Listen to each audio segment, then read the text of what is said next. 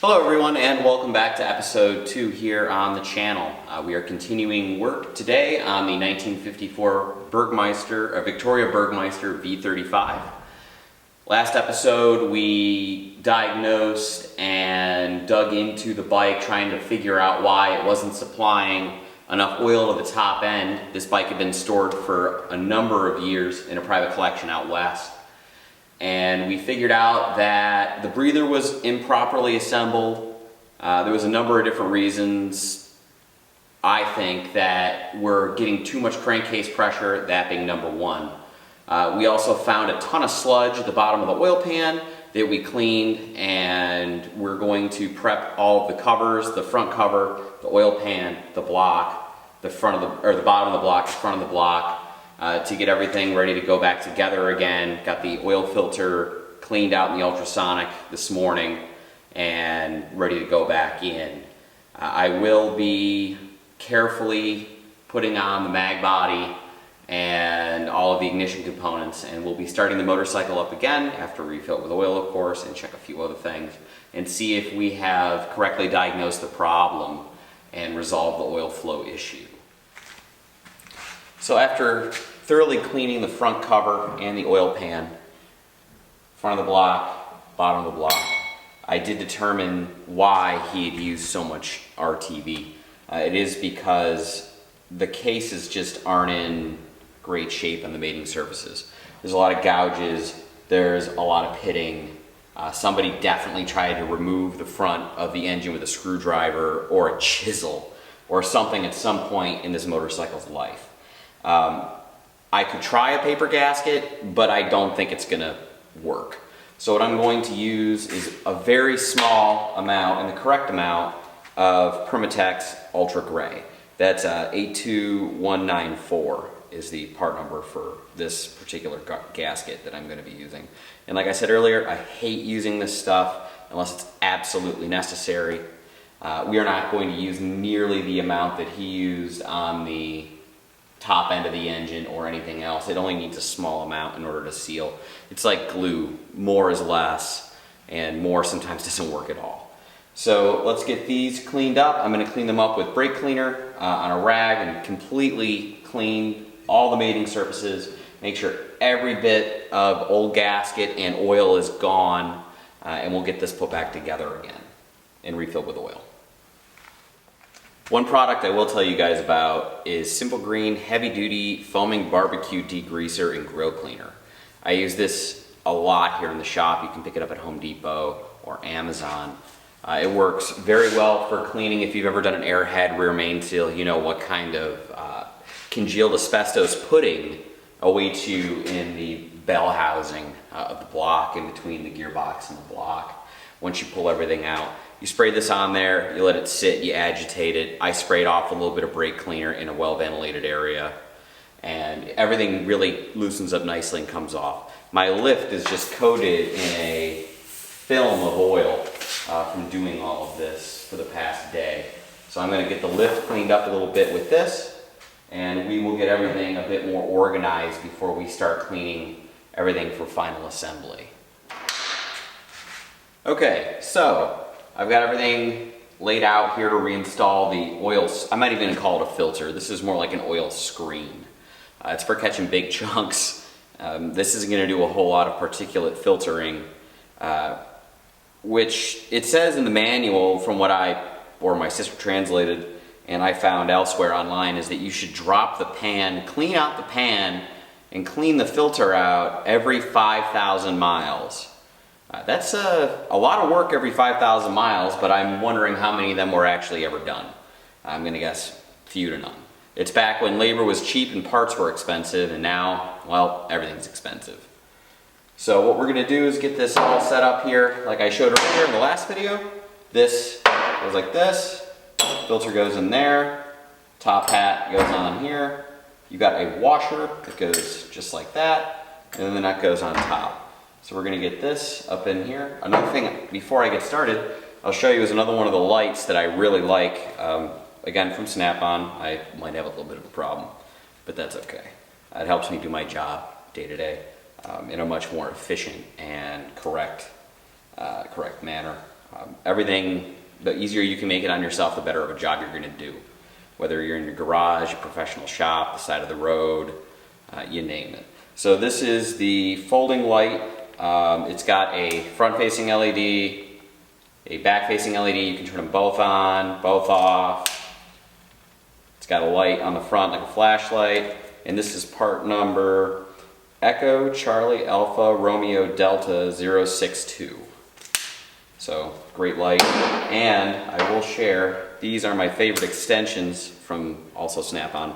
They're called the Wobble Plus. So, just like this, you can get your little bit of wobble. It's almost like having a universal on there, but not quite. But you click it on all the way, and you've got a standard extension.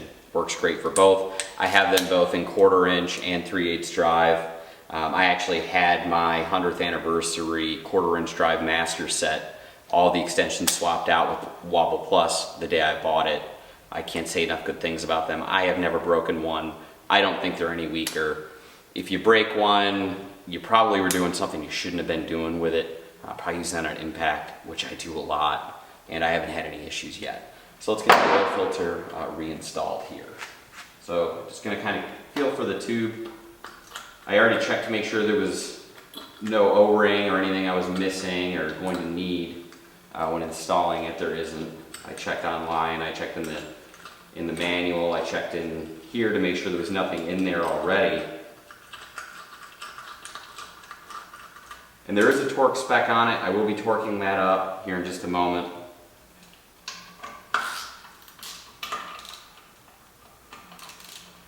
Just going to get it snugged down for now. Just like that. I'm using a stubby ratchet so that I don't put too much pressure on it, get too excited. So let me grab my torque wrench and we'll get that set and we'll get that torqued up. Alright, so I've got my torque wrench. It's a 1/4 inch drive torque wrench, inch-pound from Snap-on. I did the math translating it from Newton meters to inch-pounds. It's 112 inch-pounds torque for that oil filter. And I really like this unit. It's been great. I get it calibrated regularly on the tool truck.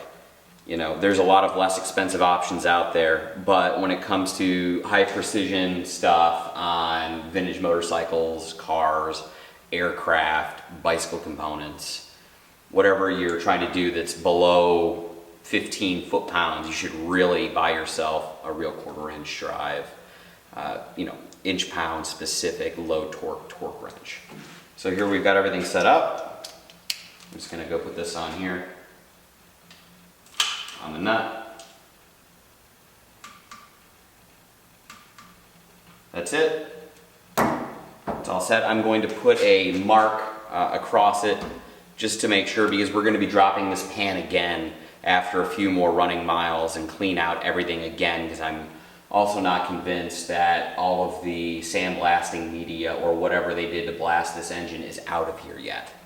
I'm going to be very diligent about keeping an eye on the oil consumption, if we're burning oil, what the deal is. Without tearing the engine down and cleaning out every oil passage again, there's no way of knowing if we've got it all. There wasn't that much in there, but it's enough to be concerning. So we're going to drop the pan again and clean it out after a little bit more runtime. Okay, so we've got the oil pan cleaned up, we have the block cleaned up, we have the oil filter installed, we have everything torqued up. I put a paint dot on the big nut retaining the oil filter. Now I have the oil pan here. It's prepped with some ultra gray. Like I said, I really don't want to use ultra gray. I'd rather use a real gasket, but with how, you know, kind of damaged the mating surfaces are, this is going to seal up much better. I've got my 11mm here, got this here, and we're going to install, you know what, I'm going to put this in the middle.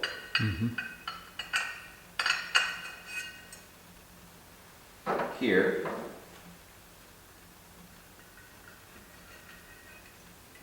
Get it lined up and very carefully get it situated here on the block.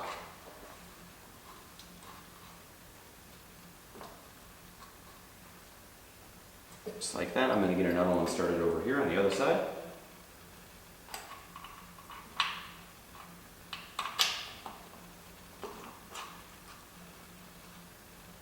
I did clean up the threads on all of these bolts and check to make sure that there was no damaged threads and there was no oil or any other particulates on any of the threads. So we're going to take my small ratchet here, try and get the socket on it, like that, go on here, and we're just going to spin those on.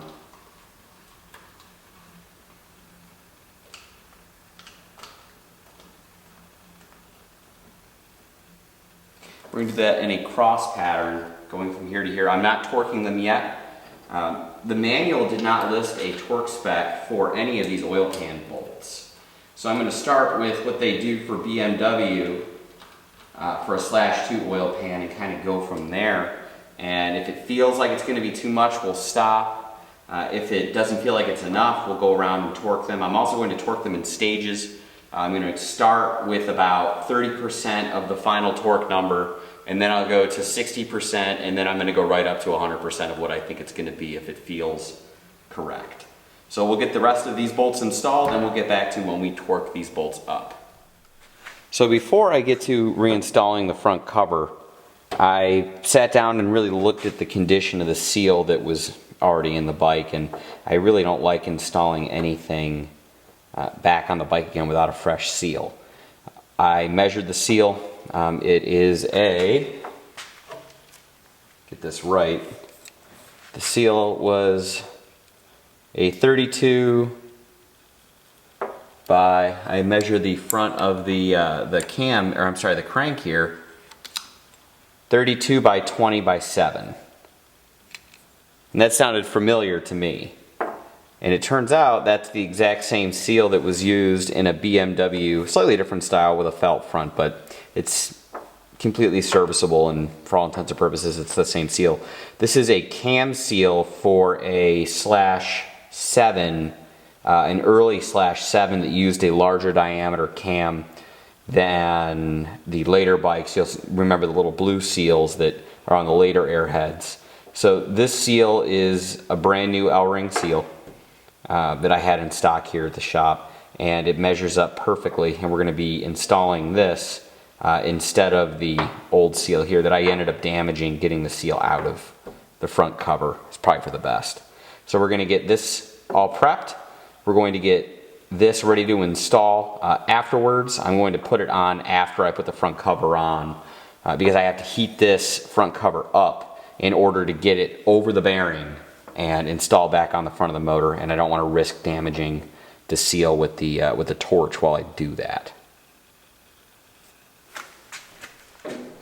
We have the front cover prepped, very thin smear of ultra gray all the way around. Like I've said 20 times now, I do not like using this, but with the condition that this is in and that's in, it's a necessary evil at this point. So we got that set up. I'm going to move all this out of the way. Got my temp gun. We're starting out at room temp at 63 degrees. Gonna get my torch. And now with that seal out of here, I don't have to worry about overheating the seal area. It makes it a lot easier. Now I can get right in there, right in the bearing cavity for this front cover, get it nice and warmed up.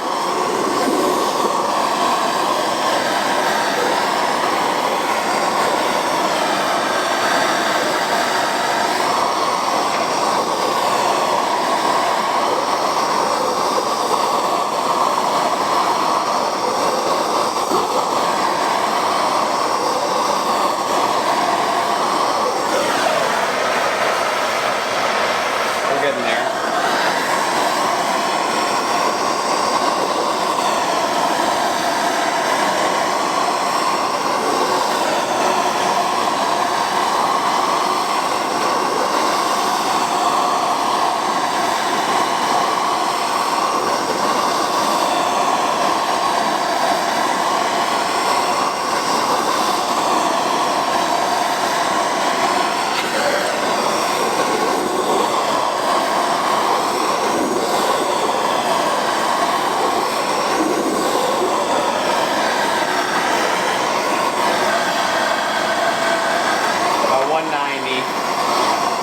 about 230, 250.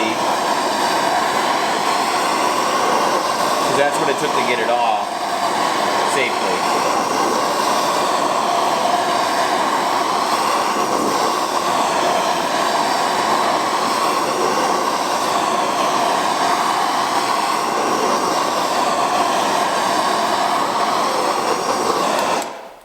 Bet you that'll do it. Yep, right at 239, 240. So I'm going to grab my rags. Grab one here and one here.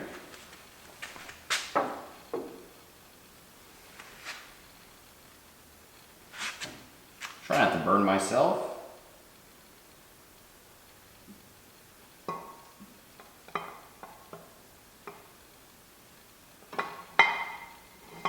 Get all the holes lined up, which is easier said than done sometimes.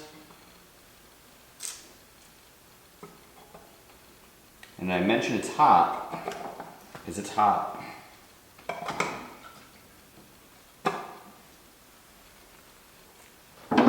Give it a few taps.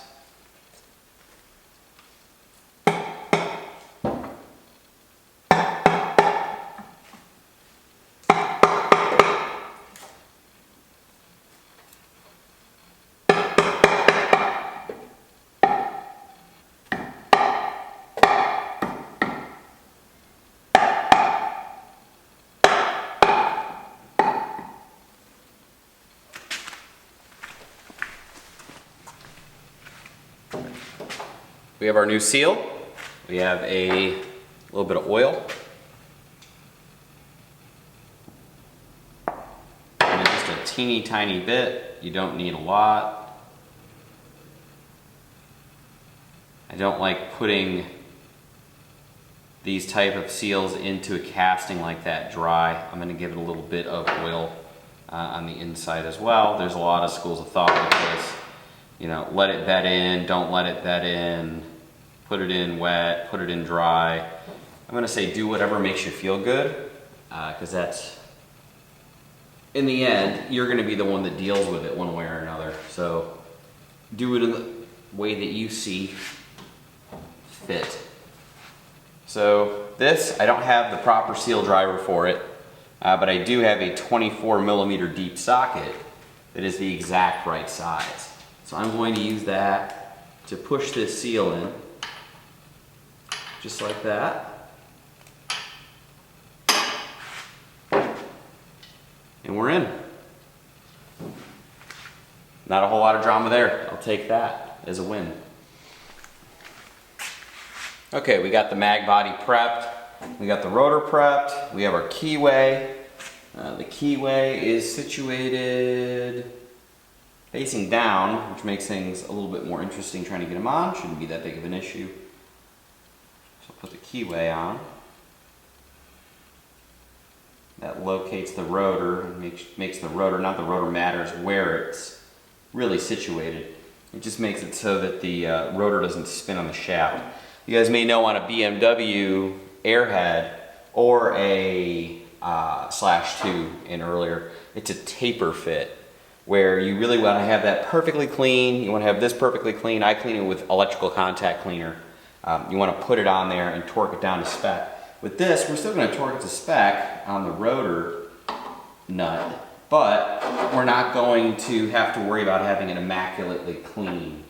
It's still clean, but not like if you were to have that only taper fit, keeping the rotor from spinning. So we've got the rotor on, the keyway's lined up. The rotor is all the way back. I can feel that it's where it should be on the crank nose. And now I'm going to get the mag body all set, and I'm going to pull these brushes out so we don't damage them putting them in. And I'm going to kind of take a couple of pictures so that I can kind of remember how the springs go back in again. They shouldn't be that complicated, but you know, it's always good to take too many pictures than not enough pictures. So I'm going to get that set and we'll get that pulled back on again. Okay, so we got the mag body prepped. I'm going to just use my thumbs actually to hold the brushes back, because this is a lot simpler to do than with like a lot of the BMW alternator frames. It can fight you the whole way. So that's it.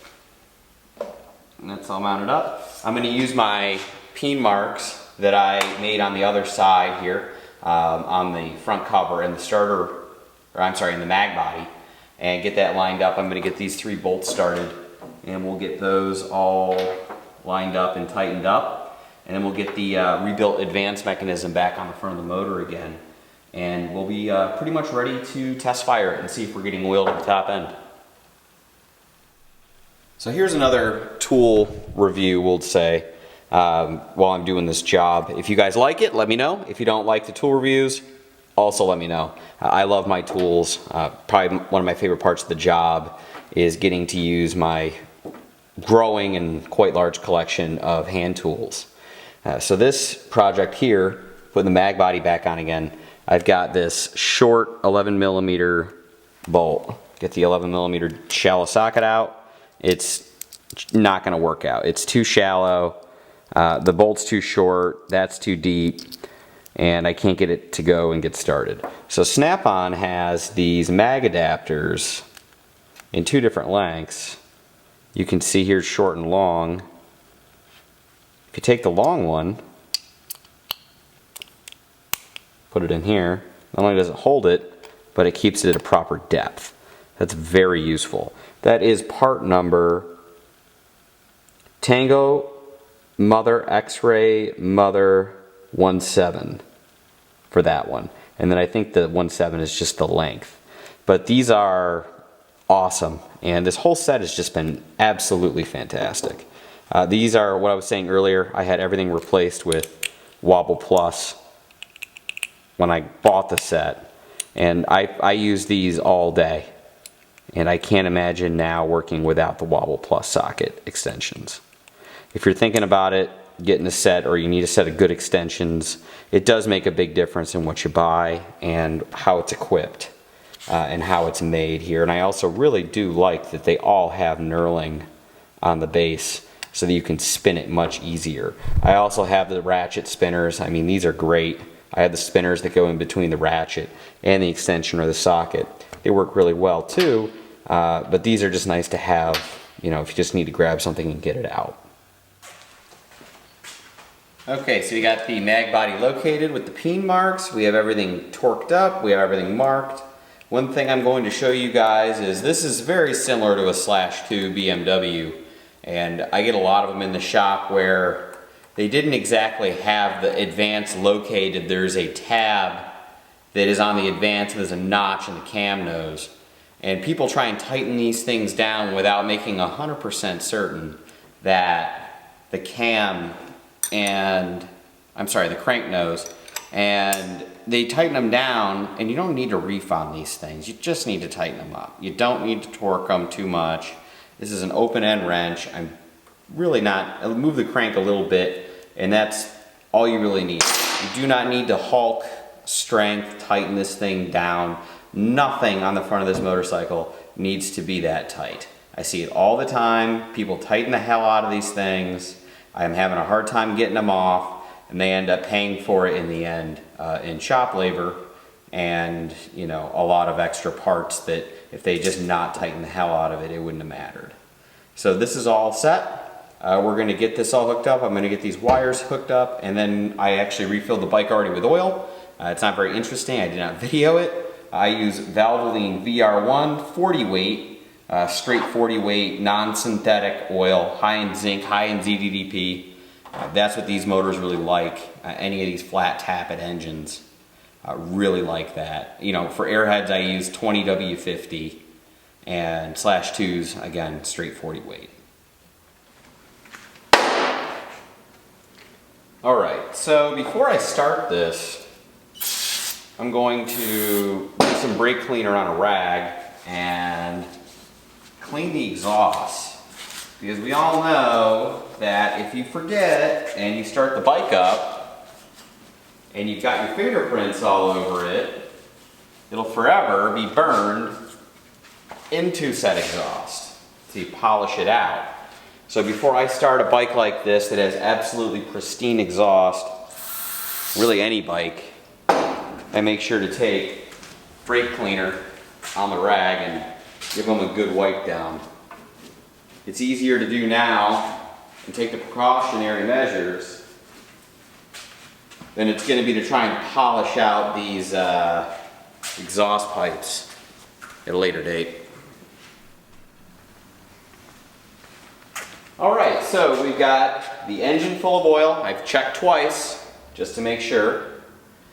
The timing is set, everything is squared away, the exhausts are cleaned off. I've given a little bit of pre-oil to the top end, just a little bit, just to make sure that we are lubricated enough where I feel comfortable starting it with no valve cover. What we'll do is turn the ignition on. I did kick it through a few times with the ignition off in order to get the oil kind of moving around in there the best I could. The best way to do it is to put it in like 4th gear and put it on a set of rollers, the plugs out, and spin it up. But I don't have that option today. It's cold and nasty out. I really don't want to back my truck up and put it on rollers, and I don't have an assistant. So that would be a little bit difficult. So we've got the ignition on, choke's on, fuel's on. Give it a couple of tickles on the carburetor. You know what? Let's see if not that.